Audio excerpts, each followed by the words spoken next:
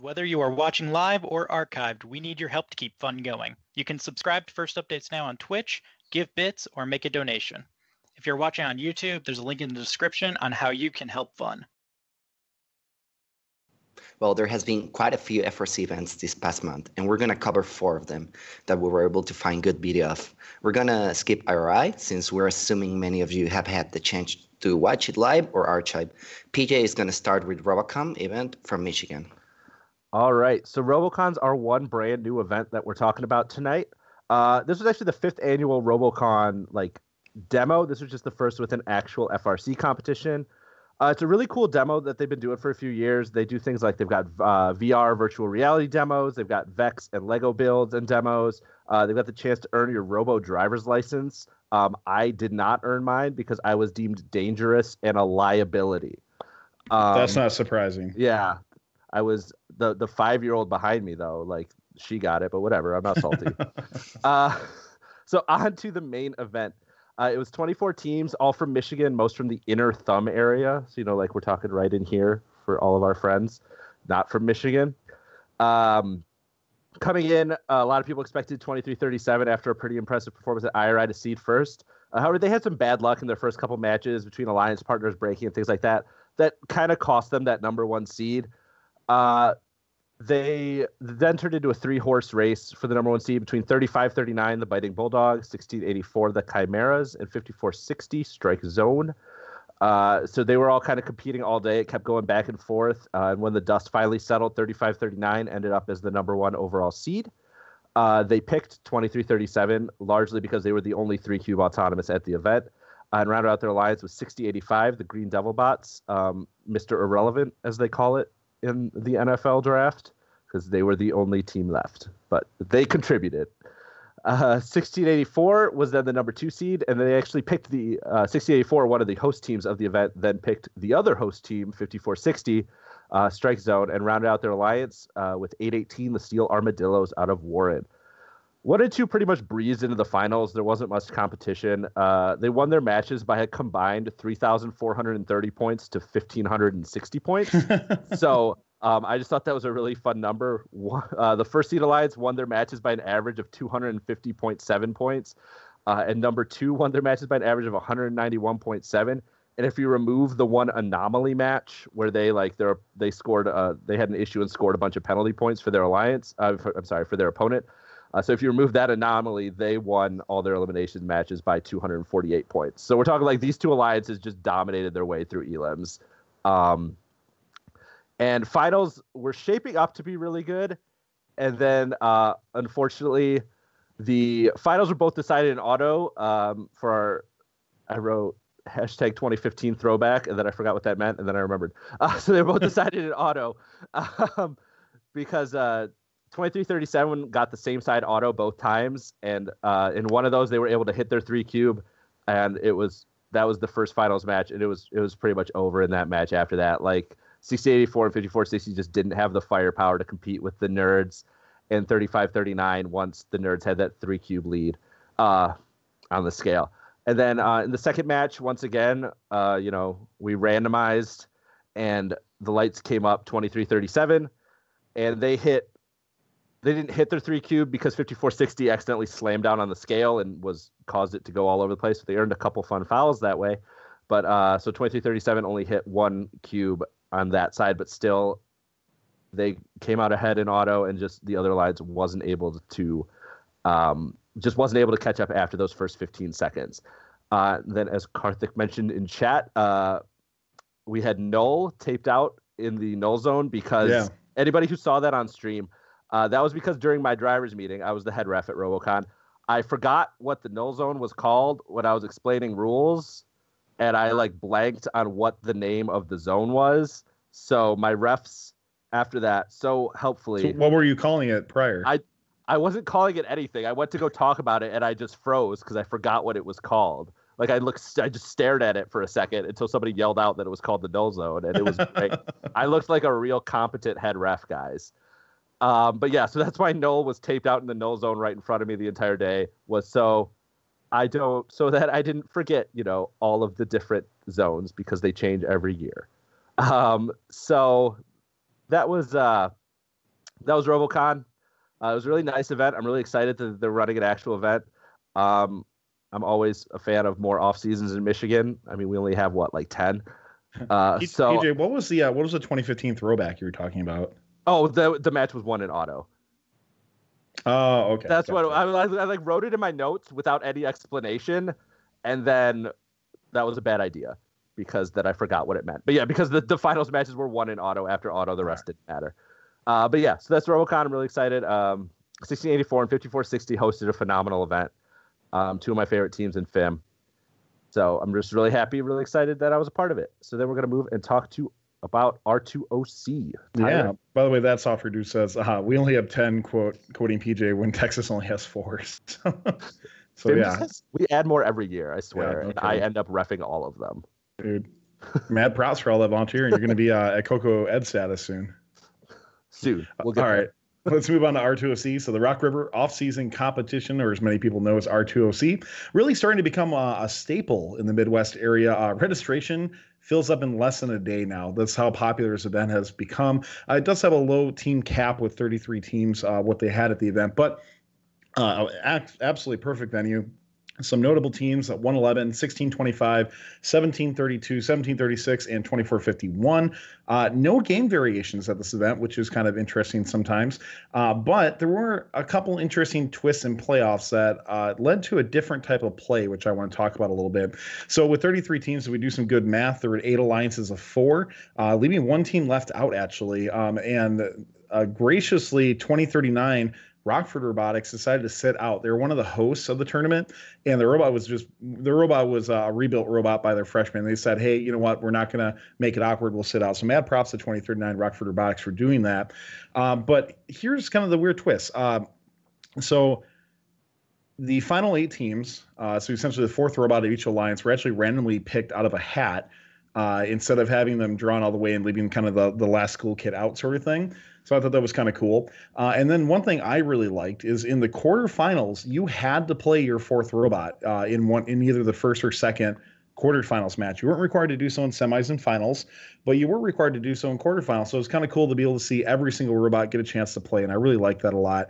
And if you remember back in the day, 2004 and a few years prior when it was 2v2 instead of 3v3, that's actually how it used to be. You used to have to play your robot, your 3rd robot in your second match. So that's pretty cool. And personally, I would be completely cool with larger events moving to that format. What if they moved to 32 teams at larger events and said, hey, you know what? You have to play your 4th robot. And then you do a snake draft that way. Final alliance actually gets a decent, hopefully, or 2 mediocre picks in a row. I think it'd be kind of an interesting concept for it moving forward. But moving on to the competition, each team played 6 matches, and despite not having the best record, 1736 Robot Casserole took the number 1 seed and drafted 2194, 6237, and received 2704, as we'll call it. They would look very strong coming to the quarters, but were completely shut down when they faced the number 4 alliance at 2451, 4655, 967, 81 in the semis. Number 4 alliance would move on the battle. Number 6 alliance of the captain by the switch spot, 5934 Robotics, 111 Wild Sting, 1792 Roundtable Robotics, and 167 Children of the Corn. Talking about finals a little bit, the Blue Alliance was able to take control of the scale in auto, and despite the Red Alliance trying a new cube shuttling strategy, which was quite interesting, an opponent attacking the blue switch, it would take nearly half the match for 2451 to get the switch to neutral, and Blue was able to overpower Red and also adopt to the strategy presented by Red, and would take Finals 1 with a 342 to 246 victory. Finals 2 looked pretty much the same way. Red looking for a comeback, but Blue taking the early scale once again in autonomous with Wild Sting, along with the quick vault fill up by Robotics. Proved to be too much. Robotics actually completely shut down 2451 for over 30 seconds, really in both matches, as they attempt to go to the portal, and it proved just to be too much for the number 4 alliance, as number 6 would take R2OC with a score of 412 to 201. Lena, we got TRR coming up. Why don't you tell us about that? Yeah, the TRR, the Texas World Roundup, is the off-season competition, which was hosted for the 8th time, and the teams had a hog killing time.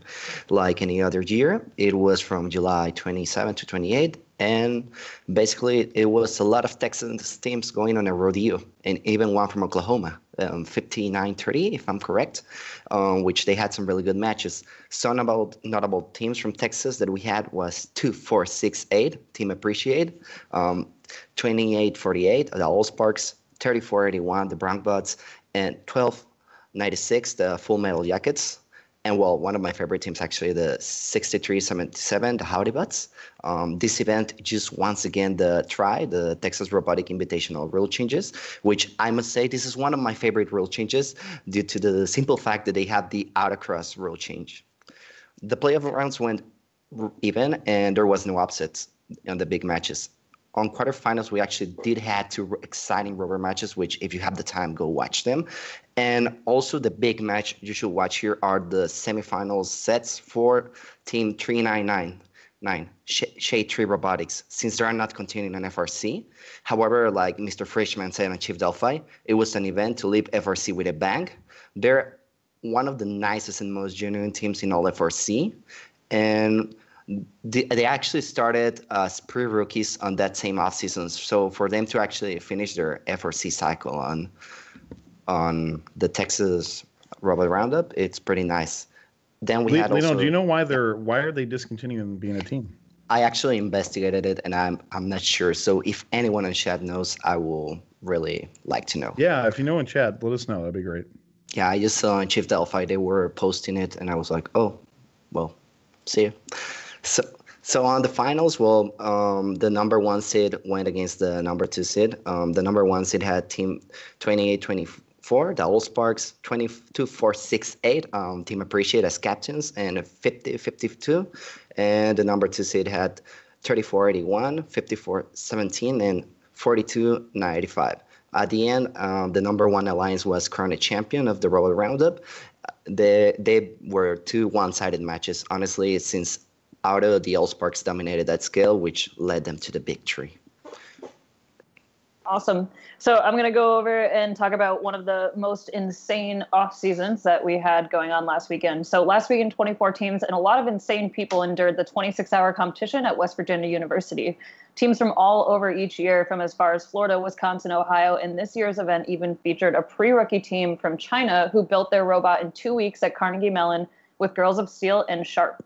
The big game changers for this event were 3 weighted unmarked cubes on each side of the field that weighed about 3 pounds each, lights out matches, which are pretty awesome, and silent matches, which are, my dream come true. What is a silent match, Christine? So I'm assuming it was when they were, it was late at night during maybe the lights out matches. Tyler, do you have any insight on that? I was thinking it's like, I've heard of silent matches like at sporting events before, where like nobody's allowed to cheer or anything like that. Like it's literally, I don't know if this is what the case was because I didn't get a chance to watch it. Yeah, I don't know if anybody saw it or somebody in chat saw it, but I always thought silent matches were like you literally couldn't see anything. So it's just you hear robots and that's it. That's what I think it was. I think I heard it was. I think they did this. This was like the 2 to 3 a.m. type block. I think is when they did it. Somebody in chat. Robotics says that, yeah, it's actually the drive team members aren't allowed to speak, and the MCs don't speak either. That sounds pretty good. So it's like watching from home and hitting mute on Twitch. So yeah, like I'm all about that. What happens if you talk? Red card. You get thrown out. Do I get to give you a red card? Perhaps. And apparently, a very exciting part of the event was running out of quote working spare parts, according to Chief Delphi. So. Maybe somebody in chat can explain a little bit more about that. But 179 unsurprisingly took the number one seed, going undefeated through Olymps with their partners 35-38 and those awesome pre-rookies from China, which were listed as Team 9999 from Manchester, New Hampshire. Had to do some research on who they actually were, and thanks, Tyler, for figuring that out for me. In the finals, they faced the number 4 alliance, captained by 1629 Gacko, who paired up with the hosts 2614 Mars and 4575. The number 4 alliance was undefeated in Olymps until facing the number 1 seed alliance in the finals. So, Tyler, for a minute, I thought you were there, but apparently you weren't. I was just thinking of every other off-season that you actually were. Fun was streaming the event. I was actually at Gen Con, actually on vacation, but I was checking in occasionally. Right. So, PJ, did you watch a good amount of this? I watched some of it. 26 hours? I was in and out because actually I was up north during the event because they tried really hard. I almost went down and refed it. I almost did. They were trying to get me. Some of the people at IRI were, and I got a bunch of emails, and I almost did it. I wanted to do this event for years, and I almost pulled the trigger, but I couldn't this year. But so I watched a few of it. I was really happy to see 35-38 win. You know, some of my Michigan boys, because I know that they were super excited because I talked to them. I talked to a couple of their members at IRI, and they were just super excited to go down. They were just really hyped to be a part of this event. So seeing them actually go down, do well, and actually win the event was really cool. That's awesome. Yeah, it seems like a lot of people, especially volunteers, come from far and wide, not just the teams. I know a lot of volunteers from New England go down. People from MAR was were emceeing and stuff. And I know that teams from New England have gone down in the past. So it's really cool to see that they're drawing such a large audience, whether it's the teams or volunteers, kind of like IRI. So aside from an epic competition, huge congratulations to Tyler and All of Fun for being featured on the Twitch homepage several times and hitting over 15,000 live views. So huge ups to them. Congrats to the 179 Alliance. I'm a huge fan of 179 each year, and it was nice to kind of see them pull this one out, especially with all the, the buddy climbs that they were doing. So, Lino, did you get a chance to watch this competition? Yeah, I was actually I watched it most of Friday. I spent myself modding the chat some time. Yeah, it was pretty interesting. Just seeing how many matches, just seeing one team play, and then all of a sudden they're already there. I think they with the 26 matches they played, it was just it was 25 crazy. Or 26 calls. So many matches. It was an enjoyable event. If one of your favorite teams was there, for me it was the Swamp Team. I think Children of the Swamp. Yeah, Children of the Swamp. Yeah, they're a great team. We'll be talking about these team mishaps later, by the way. That's a good comparison. Yeah, I know. Awesome. The event overall, it was really cool to get on front page. We did about 20% less of what IRI numbers did, which I think is pretty kick-ass considering IRI is a huge event and they had some front page as well too. So we were very happy to get some awesome impressions to people who don't know what FRC is. And by the way, for those who were watching WVROX, thank you for being good in chat. We didn't really have any issues.